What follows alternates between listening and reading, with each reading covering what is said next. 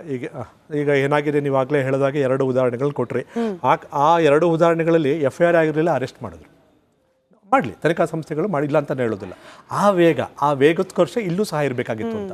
ಆಮೇಲೆ ನಾನು ಶ್ರೀಯುತ ಭಟ್ರು ಅವ್ರಿಗೆ ಒಂದು ಮಾತನ್ನೇ ಆ್ಯಡ್ ಮಾಡ್ತೀನಿ ಸರ್. ಇವಾಗ ಶ್ರೀಯುತ ಪದ್ಮನಾಭನವರು ಇದರಲ್ಲಿ ಕುಳಿತುಕೊಂಡು ಜೈಲಲ್ಲಿದ್ದಾಗ ಅವರ ವಕೀಲರು ಒಂದು ಕೋರ್ಟ್ಗೆ ಸ್ಟೇಟ್ಮೆಂಟ್ ಸಬ್ಮಿಟ್ ಮಾಡ್ತಾರೆ, ಅಫಿಡವಿಟ್ ಸಬ್ಮಿಟ್ ಮಾಡ್ತಾರೆ. ಅದರಲ್ಲಿ ಏನು ಹೇಳ್ತಾರೆ, ನಾನು ಹೇಳಿಕೆಯನ್ನು ಕೊಡ್ತೀನಿ, ದಯವಿಟ್ಟು ನನ್ನ ಹೇಳಿಕೆಯನ್ನು 161 ತೊಗೋಬೇಡಿ, 164 ತೊಗೊಳ್ಳಿ ಅಂತಕ್ಕಂಥ ರಿಕ್ವೆಸ್ಟ್ ಮಾಡ್ತಾರೆ. ಆಮೇಲೆ ನನಗೇನಾಗುತ್ತೆ, ಖಾಲಿ ಪೇಪರ್ ಮೇಲೆ ಸೈನ್ ಮಾಡಿಸ್ಕೊಂಡಿದ್ದಾರೆ, ದಯವಿಟ್ಟು ಈ ಥರದ್ದೆಲ್ಲ ನಡೀತಾರೆ. ಆಮೇಲೆ SIT ಅವರು ಯಾರನ್ನೋ ಸಹ ಇಲ್ಲಿ ಸೇಫ್ ಗಾರ್ಡ್ ಮಾಡ್ತಿದ್ದಾರೆ, ಯಾರನ್ನು ಉಳಿಸೋ ಒಂದು ತಂತ್ರವನ್ನು, ರಕ್ಷಣೆಯನ್ನು ಮಾಡ್ತಕ್ಕಂಥ ತಂತ್ರವನ್ನು ವ್ಯವಸ್ಥಿತವಾಗಿ ಎಣಿತಿದ್ದಾರೆ ಅಂತಕ್ಕಂಥದ್ದನ್ನು ಕೋರ್ಟ್ ಮುಂದೆ, ನ್ಯಾಯಾಧೀಶರ ಮುಂದೆ ಅಫಿಡವಿಟನ್ನು ಕೊಡ್ತಾರೆ. ಆದರೆ ಒಂದು SIT ತನಿಖಾ ಸಂಸ್ಥೆ, ಶ್ರೀಯುತ ದರ್ಶನ್ ಅವರೇ ಇವತ್ತು ತನಿಖಾ ಸಂಸ್ಥೆ ಹೆಡ್ ಅಂತ ಇಟ್ಕೊಂಬೋಣ, ಅಥವಾ ಮುಖ್ಯಸ್ಥರು ಅಂತ ಇಟ್ಕೊಳ್ಳೋಣ. ದರ್ಶನ್ ಅವರು ಇಟ್ಟರೆ ಅವರು ಮುಂದೆ ಈ ಥರ ನಾನೊಬ್ಬ ಆರೋಪಿಯಾಗಿ ನಿಂತ್ಕೊಂಡಾಗ 161 ಕೊಡ್ತೀವಿ, 164 ಕೊಡ್ತೀವಿ ಅಂತಂದಾಗ 164 ಕೊಡ್ತೀನಿ ಅಂದರೆ ತನಿಖಾ ಅಧಿಕಾರಿ ಏನು ಹೇಳ್ತಾರೆ, ಮೊದಲು ಆದ್ಯತೆ ಕೊಡೋದು 164ಗೆ. ಯಾಕೆಂದರೆ ಜಡ್ಜ್ಗಳ ಮುಂದೆ ಕೊಡ್ತಕ್ಕಂಥ ಹೇಳಿಕೆಯನ್ನು ವಾಪಸ್ ತಗೊಳ್ಳಿಕ್ಕೆ ಬರೋದಿಲ್ಲ. 161 ಕೊಡ್ತಕ್ಕಂಥ ಹೇಳಿಕೆಯನ್ನು ವಾಪಸ್ ತಗೊಳ್ಳಿಕ್ಕೆ ಯಾವಾಗ ಬೇಕಾದ್ರೂ ರಿವರ್ಸ್ ಆಗ್ಬೋದು.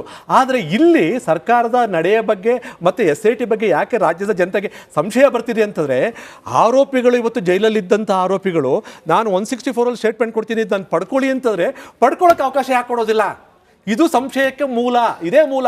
ನಿಜವಾಗಿಯೂ ಸರ್ಕಾರ ಎಷ್ಟು ಮಟ್ಟಿಗೆ ಭ್ರಷ್ಟರನ್ನು ರಕ್ಷಣೆ ಮಾಡಲಿಕ್ಕೆ ಭಾಳಷ್ಟು ತುದಿಗಾಲಲ್ಲಿ ನಿಂತಿದೆ, ಅಥವಾ ಭ್ರಷ್ಟರನ್ನು ರಕ್ಷಣೆ ಮಾಡ್ತಿದೆಯೋ, ತನ್ನನ್ನು ತಾನೇ ರಕ್ಷಣೆ ಮಾಡ್ಕೋತಾ ಇದೆಯೋ, ಅಥವಾ ತನ್ನ ಪಕ್ಷವನ್ನು ರಕ್ಷಣೆ ಮಾಡ್ತಿದೆಯೋ ನನಗೆ ಗೊತ್ತಿದ್ದಿಲ್ಲ, ಅಥವಾ ವ್ಯವಸ್ಥಿತವಾಗಿ ಇದನ್ನು ಮುಚ್ಚಾಕೋಕ್ಕೋಸ್ಕರ ಎಲ್ಲ ರೀತಿಯ ಹುನ್ನಾರವನ್ನು SIT ಮೂಲಕ ಮಾಡ್ತಿದೆ ಅಂತಕ್ಕಂಥದ್ದು ವಿರೋಧ ಪಕ್ಷಗಳಿಗೆ ಬಲವಾದ ಸಂಶಯ ಬರ್ತಾ ಇದೆ.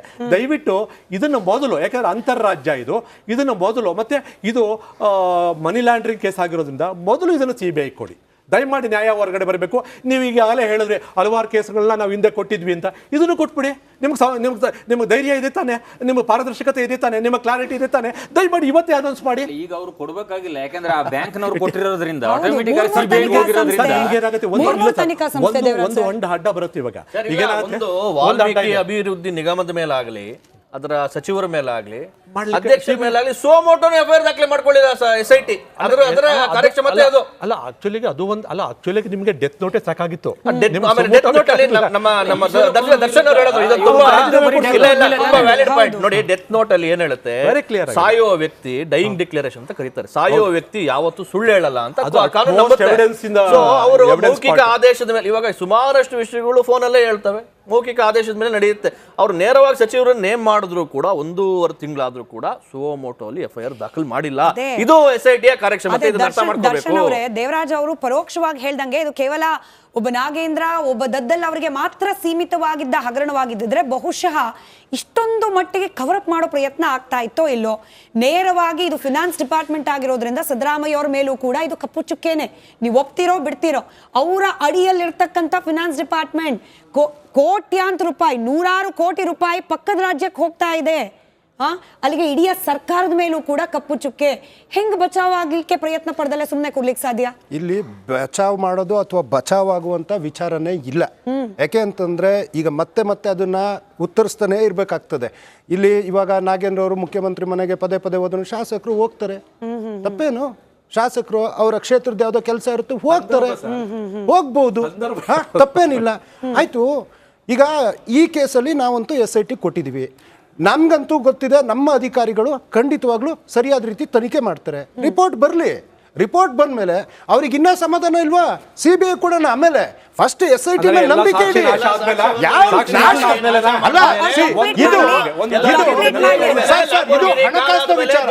ಹಣಕಾಸಿನ ವಿಚಾರ.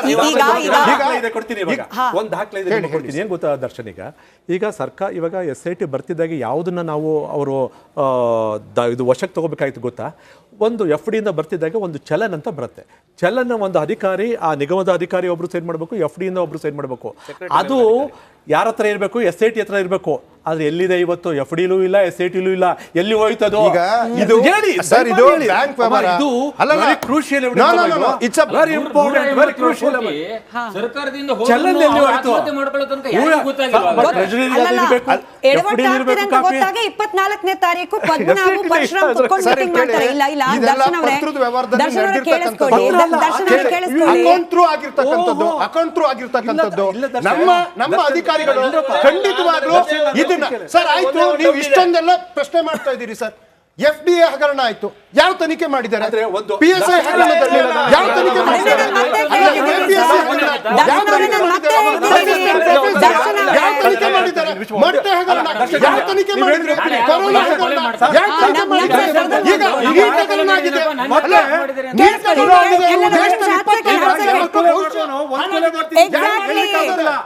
ಇದಕ್ಕೆ ಉತ್ತರ ಕೊಡಿ ದರ್ಶನ್ ಅವರೇ. ದರ್ಶನ್ ಅವರೇ ಇದಕ್ಕೆ ಉತ್ತರ ಕೊಡಿ. ನಾನು ಪ್ರಶ್ನೆ ಮಾಡಿದ ದರ್ಶನ್ ಅವರೇ, ದರ್ಶನ್ ಅವರೇ, ನಮ್ಮ ಸರ್ಕಾರ SIT ಕೊಟ್ಟಿದೆ. ಹಿಂದೆ ನಡೆದಂತ ಅಕ್ರಮಗಳನ್ನ ಬಿಜೆಪಿ ಯಾವ ತನಿಖೆ ಮಾಡಿದೆ? ಬಿಜೆಪಿ ಅವ್ರು ಮಾಡಿದ್ದಕ್ಕೆ ಅವರು ವಿರೋಧ ಪಕ್ಷ ಕೂರಿಸಿದ್ದಾರೆ. ದರ್ಶನ್ ಅವರೇ, ಬಿಜೆಪಿ ಅವ್ರು ಮಾಡಿದ್ದಕ್ಕೆ ಅವರು ವಿರೋಧ ಪಕ್ಷ ಕೂರಿಸಿದ್ದಾರೆ. ನಿಮ್ಮ ಇವಾಗ ವಿನಾಯಕ್ ಭಟ್ ಸರ್, ದೇವರಾಜ್ ಅವರು ವ್ಯಾಲಿಡ್ ಪಾಯಿಂಟ್ ಹೇಳಿದ್ರು. ಅವ್ರು ಮಾಡಿದ್ 2 ಕೊಲೆ, ನಾನು ಮಾಡಿದ್ 1 ಕೊಲೆ. ಕೊಲೆ ಈಸ್ ಕೊಲೆ, ಹಗರಣ ಈಸ್ ಹಗರಣ, ಭ್ರಷ್ಟಾಚಾರ ಈಸ್ ಭ್ರಷ್ಟಾಚಾರ, ಕಳ್ಳತನ. ಎಸ್ಟಿ ಸಮುದಾಯದ ಹಣವನ್ನ ನುಂಗಿ ನೀರು ಕುಡಿದಿದ್ದಾರೆ. ಎಸ್ಟಿ ಸಮುದಾಯದ, ವಾಲ್ಮೀಕಿ ಸಮುದಾಯದ, ದೇವರಾಜ್ ಸರ್ ನೀವು ಒಪ್ತೀರಿ, ದರ್ಶನ್ ಅವರು ಒಪ್ಬೇಕು. ಆ ವಾಲ್ಮೀಕಿ ಸಮುದಾಯದ ಬಡ ಮಕ್ಕಳ ಕಾಲಿನ ಬೂಟಿನ ಹಣವನ್ನ ನುಂಗಿ ನೀರು ಕುಡಿದಿದ್ದಾರೆ ನಿಮ್ಮ ಸರ್ಕಾರದ ಪ್ರತಿನಿಧಿಗಳು. ಆ ಬಡ ರೈತನ ಗದ್ದೆಗೆ ಹೋಗ್ಬೇಕಾಗಿದ್ದ ನೀರಿನ ಬೋರ್ವೆಲ್ ಗದ್ದೆಗೆ ಹೋಗ್ಬೇಕಾಗಿದ್ದ ಬೋರ್ವೆಲ್ ಹಣವನ್ನ ನೀರು ಕುಡಿದಿದ್ದಾರೆ ನಿಮ್ಮ ಸರ್ಕಾರದ ಅವಧಿಯಲ್ಲಿ. ಹಾಗಾದ್ರೆ ನಿಮ್ಮ ಸರ್ಕಾರದ ಅಡಿಯಲ್ಲಿ ಆಗಿರುವ ಹಗರಣ ಇದು. ನಿಮ್ಮ ಸರ್ಕಾರದ, ನಿಮ್ಮದೇ ಸರ್ಕಾರ ಸರ್, ನಿಮ್ಮದೇ ಸರ್ಕಾರ. ಆಯ್ತು, ನಂದು ಒಂದು ಪ್ರಶ್ನೆ ಇದೆ.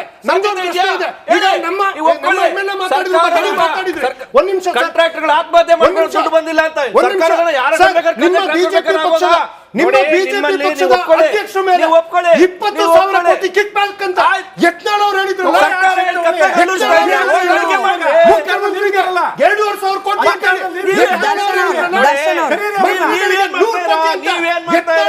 ನೀವು ತನಿಖೆ ಮಾಡಿ ನಿಮ್ಮನ್ನ ಯಾರ ಕಟ್ಟಿ ಹಾಕೊಂಡಿಯಾರ? ಯಾಕೆ ನಿಮ್ಮ ಅಧಿಕಾರಿ ಕಾರ್ಯಕ್ಷಮತೆ ಇಲ್ವಾ? ಸರ್ಕಾರಕ್ಕೆ ದಮ್ಮಿಲ್ವಾ? ಸರ್ಕಾರಕ್ಕೆ ಮಾನಗೆಟ್ಟತನ ಇಲ್ವಾ?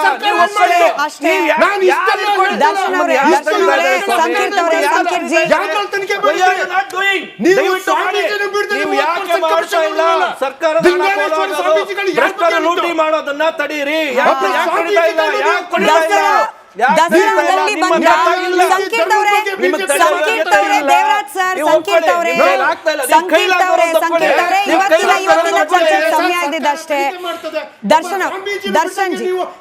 ದರ್ಶನ್ ಜಿ ಆಯ್ತು, ಸಮಯ ಇದ್ದಿದ್ದಿಷ್ಟೇ. ನೋಡಿ, ಬಿಜೆಪಿಯವರು ಹಗರಣ ಮಾಡಿದ್ರು, ಭ್ರಷ್ಟಾಚಾರ ಮಾಡಿದ್ರು, ರಾಜ್ಯದ ಜನ ನೋಡಿದ್ದಕ್ಕೆ ಪಾಠ ಕಳಿಸಿದ್ರು, ಹೋಗಿ ವಿರೋಧ ಪಕ್ಷದ ಸ್ಥಾನದಲ್ಲಿ ಕೂರಿ ಅಂತೇಳಿ ನಿಮ್ ಸರ್ಕಾರ ಬಂತು.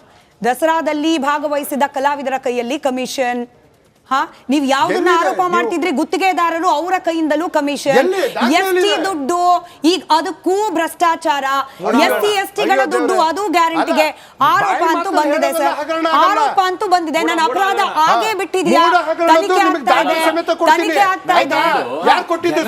ಇನ್ನೊಂದು ಪ್ರಶ್ನೆ ಇದೆ, ಏನು ಅಂತಂದ್ರೆ ಇಷ್ಟೆಲ್ಲ ಆರೋಪಗಳನ್ನ ಮಾಡಿ ಅಧಿಕಾರಕ್ಕೆ ಬಂದ ಸರ್ಕಾರ 1.5 ವರ್ಷದಲ್ಲಿ ಆ ಆರೋಪಗಳ ಬಗ್ಗೆ ಏನ್ ಮಾಡ್ತು? ಆಯ್ತು,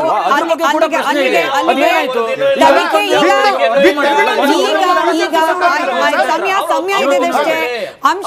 ಈ ಪ್ರಕರಣ ಇಲ್ಲಿಗೆ ನಿಲ್ಲೋ ಅಂತದ್ದಲ್ಲ. ನಿಲ್ಲಿಸೋ ಪ್ರಯತ್ನ ಮಾಡಿದ್ರು ಕೂಡ ರಿಪಬ್ಲಿಕ್ ಕನ್ನಡ ಬಿಡೋದಿಲ್ಲ. ಚಂದ್ರಶೇಖರನ್ ಅವರು ಆತ್ಮಹತ್ಯೆ ಮಾಡಿಕೊಂಡ ಸುದ್ದಿ ಬಂದ ಕ್ಷಣದಿಂದ ಈ ಕ್ಷಣದವರೆಗೂ ಕೂಡ ಬಿಟ್ಟು ಬಿಡದೆ ಎಂತೆಂತ ಈ ಜನರು ಮಾತನಾಡೋ ರೀತಿ TRP ಪ್ರಕರಣಗಳು ಬಂದರೂ ಕೂಡ ನಾವು ನಿರಂತರವಾಗಿ ವಾಲ್ಮೀಕಿ ಹಗರಣವನ್ನ ಫಾಲೋ ಅಪ್ ಮಾಡ್ತಿದ್ದೀವಿ. ಇವತ್ತು ನಾಳೆಯೂ ಕೂಡ ನಾಗೇಂದ್ರ ಅವರು ಹಾಗೆ ದದ್ದಲ್ ಅವರು ಸದ್ಯಕ್ಕೆ ಇಡಿ ಇಕ್ಕಳದಲ್ಲಿ ಸಿಲುಕಿದ್ದಾರೆ. ಆಚೆ ಬರ್ತಾರ ಪ್ರಾಮಾಣಿಕರಾಗಿ? ಕಾದ್ ನೋಡೋಣ. ಧನ್ಯವಾದ. ಇವತ್ತಿನ ಚರ್ಚೆಗೆ ಸಮಯ ಇದ್ದಿದ್ದಷ್ಟೇ. ಧನ್ಯವಾದ ಎಲ್ರಿಗೂ ಕೂಡ ಚರ್ಚೆಯಲ್ಲಿ ಭಾಗಿಯಾಗಿದ್ದಕ್ಕೆ. ನೋಡ್ತಾ ಇರಿ ರಿಪಬ್ಲಿಕ್ ಕನ್ನಡ, ಇದು ನಿಮ್ಮ ಧ್ವನಿ.